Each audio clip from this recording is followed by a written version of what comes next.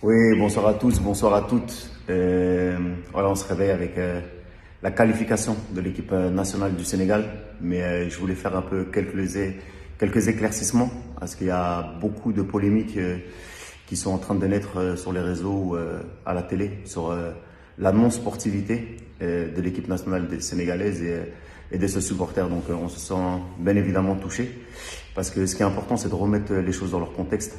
On est là en train de dire que les Sénégalais ont mal accueilli l'Égypte, ils ont été antisportifs avec les lasers.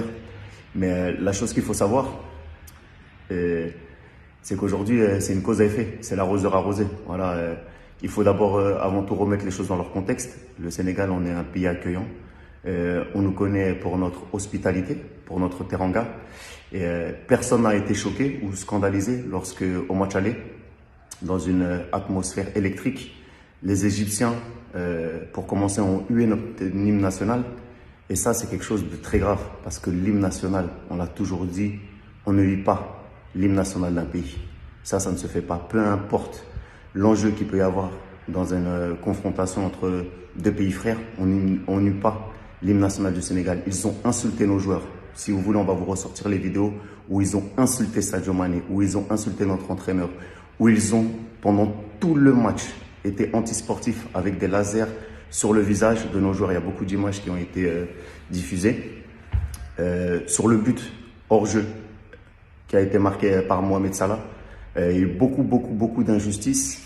Et voilà, nous, on a fait que répondre, tout simplement. Parce que, vous savez, le Sénégalais, la Sénégalaise, il est gentil. Mais il ne faut pas prendre notre gentillesse pour de la faiblesse. Parce que, vous savez, c'est comme l'histoire de cet enfant à l'école qui va être gentil et qui va tout le temps se faire malmener par celui qui fait un peu le dur, il le tape.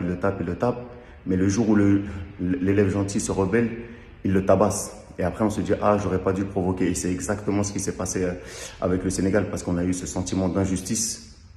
Et la jeunesse sénégalaise, le peuple sénégalais s'est levé parce qu'il a été, on dirait, meurtri dans sa chair. Et donc voilà, il y a quelque chose qu'on n'a pas accepté. Et pour vous dire que ce n'est pas dans l'ADN et dans les gènes des supporters sénégalais de se comporter de la sorte. C'est des choses qu'on n'a pas envie de voir sur un terrain de football. Mais voilà, on a été éduqués de telle sorte que lorsqu'on prend une claque, on ne tend pas l'autre joue, hein, on se défend. Et voilà, on s'est défendu avec les mêmes armes qu'eux. Mais voilà, ils l'ont pas accepté. Parce qu'après, au niveau de la sportivité, l'équipe égyptienne a été très bien accueillie à l'aéroport. Il n'y a eu aucun problème.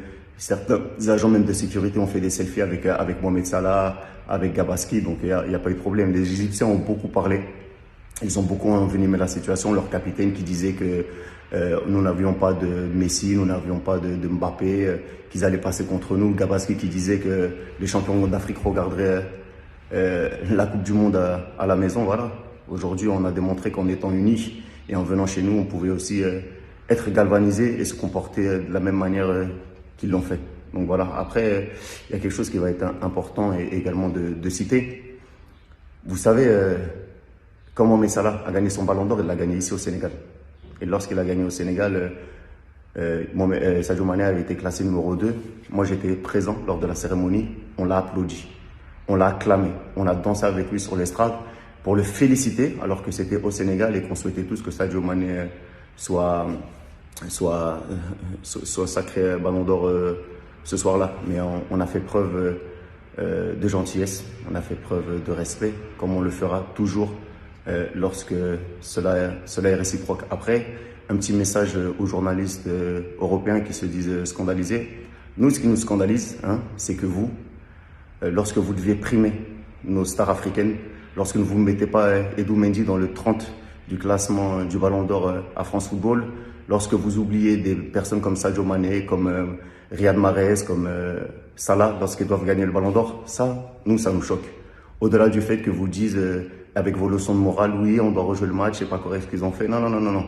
Occupez-vous de bien faire votre travail. Occupez-vous de mettre en valeur les joueurs africains, parce que c'est de ça qu'il s'agit. Nos stars africaines jouent dans vos continents et vous les ignorez année après année. Donc, ce qui se passe ici sur le continent, ça nous regarde nous. Si vous étiez un peu plus informé, vous vous déplacerez, vous viendrez au stade et vous ne ferez pas vos leçons de morale sur vos plateaux de télé. Ça, on n'en a pas besoin. Et voilà, on va continuer maintenant à avancer et à grandir, parce que la réalité, c'est que le Sénégal mérite d'aller en Coupe d'Afrique. Elle mérite d'aller en Coupe du Monde. Elle est championne d'Afrique. Elle a démontré lors des 3 rencontres face à l'Égypte qu'on était la meilleure des 2 nations sur le terrain. Parce que les actes antisportifs, c'est l'Égypte qui l'a fait pendant les 3 rencontres. En finale de Cannes, ils ont déjoué, ils ont fait que de la comédie, ils sont tombés par terre pour nous amener en séance de tir au but et on les a battus.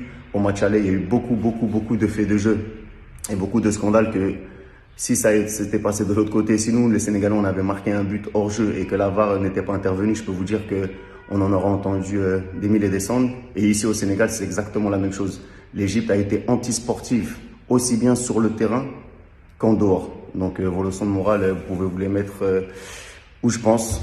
Nous, on est qualifiés. On va continuer à grandir. On n'a aucun problème avec l'Égypte. Bien au contraire, c'est une nation frère et on les accueillera d'une manière différente s'ils se comportent bien. Et sinon, voilà, on continuera avec notre esprit de la Teranga. Voilà. En tout cas, félicitations à tous, à toutes, les Sénégalais, les Sénégalaises. Merci à ceux qui nous ont soutenus. Félicitations aussi aux autres nations africaines qui se sont qualifiées. Je pense notamment au Cameroun, avec leur nouveau sélectionneur Rigobert Song. Félicitations à toi, Samuel Eto'o, président de la Fédé. Le grand frère Anthony Bafoué, avec le Ghana qui a éliminé un autre grand d'Afrique, le Nigeria. Bravo à nos frères marocains, qui également ont éliminé la RDC, une nation qu'on apprécie également. Et voilà, et la Tunisie qui, elle, a éliminé nos frères maliens, donc un peu déçu pour le Mali, mais c'est le football, voilà. En tout cas, c'était juste une petite mise à jour. Voilà, on récolte ce que l'on sème. Paix à tout le monde, force, on est pour que le football africain grandisse. Et ce qui s'est passé au Sénégal, voilà, c'est juste une cause à effet. Et voilà, on est qualifié, on va en Coupe du Monde, on se retrouve au Qatar. Sénégal, REC!